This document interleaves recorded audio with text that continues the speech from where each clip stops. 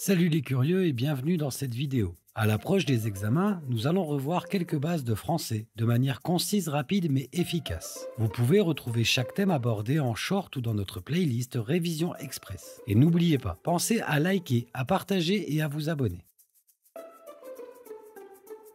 Voici un rappel sur la ponctuation. Elle structure la phrase, donne du rythme et évite les contresens. Quelques règles simples à retenir. Le point marque la fin d'une phrase. La virgule sépare les éléments dans une phrase, mais ne s'utilise jamais entre le sujet et le verbe. Le point-virgule sépare deux propositions proches sans qu'elles soient directement liées par une conjonction. Par exemple, il aime lire, elle préfère écrire. Les guillemets servent à encadrer les paroles rapportées. Par exemple, il déclara « Je me suis abonné ». Les deux points introduisent une énumération, une explication ou une citation. Par exemple, pour soutenir cette chaîne, je mets un like, je partage, je m'abonne. Le tiret, lui, marque le changement d'interlocuteur dans un dialogue. Tu viens, j'arrive. Bien utiliser la ponctuation peut faire passer ses idées clairement. Au brevet, les erreurs de ponctuation peuvent être pénalisées comme des fautes d'orthographe.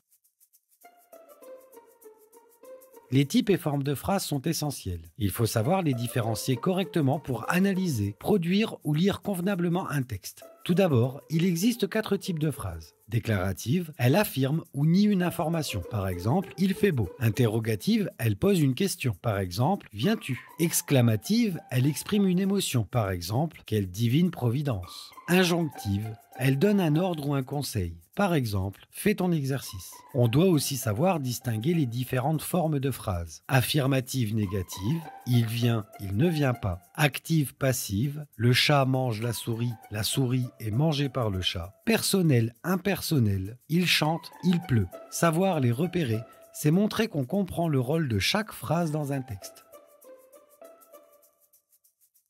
Le COD, complément d'objet direct, répond aux questions simples « quoi » ou « qui » après le verbe. Il permet de déterminer sur quoi ou sur qui porte directement l'action exprimée par le verbe sans préposition. Par exemple, je mange une pomme, je mange quoi? Une pomme. Une pomme est donc le COD. Le COI ou complément d'objet indirect, lui répond aux questions à qui, à quoi, de qui, de quoi après le verbe. Il permet de désigner la personne ou la chose indirectement concernée par l'action introduite par une préposition. Par exemple, je parle à Marie, je parle à qui? À Marie. À Marie est donc le COI. Abordons les auxiliaires être et avoir et leur rôle dans les temps composés en français. Ces auxiliaires sont essentiels pour former des temps comme le passé composé, le plus que parfait, le futur antérieur ou encore le conditionnel passé. Ce qui est important à retenir, c'est qu'avec l'auxiliaire être, le participe passé s'accorde avec le sujet comme « elle est venue »,« elles sont venues », tandis qu'avec l'auxiliaire avoir, le participe passé ne s'accorde pas. Mais attention, cette règle connaît une exception. Si le COD est placé avant le verbe, alors il y a accord. Par exemple, la fleur que j'ai cueillie, les pommes que j'ai mangées. C'est une règle basique mais trop souvent oubliée et qui peut vous coûter quelques points précieux en orthographe.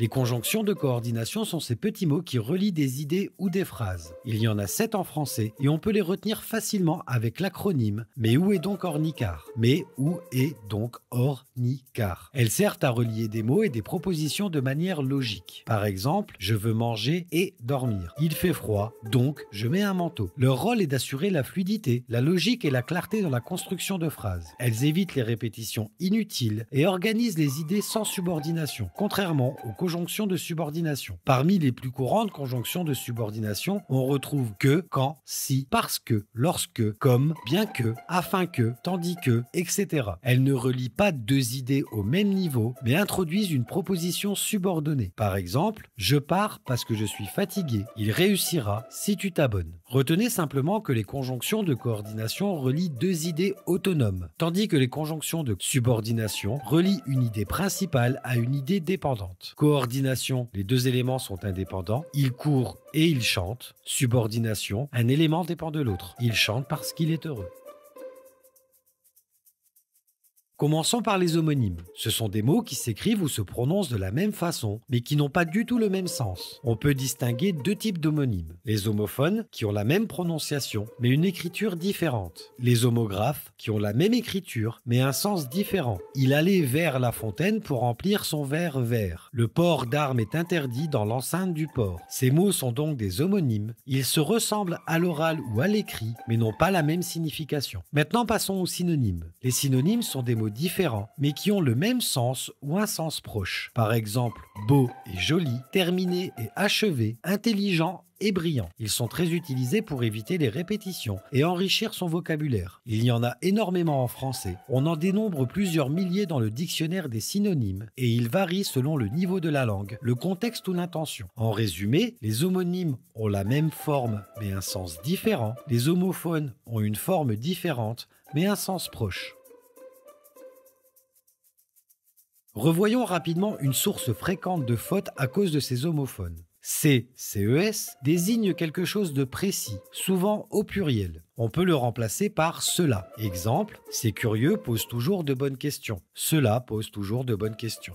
CSES exprime la possession. On peut le remplacer par les siens ou les siennes selon le genre. Exemple, il a perdu ses clés, il a perdu les siennes. C''EST est la contraction de cela est, utilisée pour identifier, présenter ou commenter. Par exemple, c'est un bon commentaire. Cela est un bon commentaire. C''EST est formé du pronom réfléchi se plus l'auxiliaire être au présent. Il est utilisé avec un verbe pronominal. On peut parfois le remplacer par ct au passé pour vérifier le sens. Par exemple, il s'est trompé, il s'était trompé. Petite astuce à retenir, si vous hésitez, remplacez-les par les expressions suivantes. Cela pour CES, les siennes pour SES, cela est pour C''EST, c'était pour S''EST. Ce type de confusion est extrêmement courant, y compris dans les copies d'examen. Alors prenez quelques secondes pour vérifier, cela peut vous éviter une faute facile. Les figures de style sont ces petites touches qui rendent les textes plus vivants, mais sont parfois compliqués à comprendre. Il y a la métaphore, la comparaison, l'hyperbole, l'anaphore, l'allitération et enfin la personnification. La métaphore, c'est une comparaison sans outil de comparaison. Par exemple, cette femme est un soleil. On ne dit pas comme un soleil, mais on associe directement les deux idées. C'est très utilisé en poésie, en littérature, dans la pub, mais aussi dans la vie de tous les jours. Une métaphore, c'est comme une peinture faite avec des mots. Elle remplace une chose par une autre pour faire ressentir plutôt que dire simplement. La comparaison est une figure de style très courante. Elle sert à rapprocher deux idées pour mieux faire comprendre quelque chose. On y utilise directement les mots comme, tel ou pareil. Par exemple, il est fort comme un lion. La comparaison est plus explicite que la métaphore. Elle donne une image mentale claire sans que le lecteur ait besoin de deviner. L'hyperbole, c'est l'art d'exagérer. On amplifie la réalité pour la rendre plus marquante, plus expressive, parfois plus drôle. Par exemple, je t'ai appelé 1000 fois. L'hyperbole est partout, dans le langage courant, la littérature, le théâtre, la pub et même dans les titres de vidéos YouTube. Une hyperbole n'est pas un mensonge, c'est une figure de style volontairement excessive pour marquer l'esprit. L'allitération. L'allitération est une figure de style qui joue avec les sons. Elle consiste à répéter plusieurs fois un même son de consonne dans une phrase ou un vers. Par exemple, si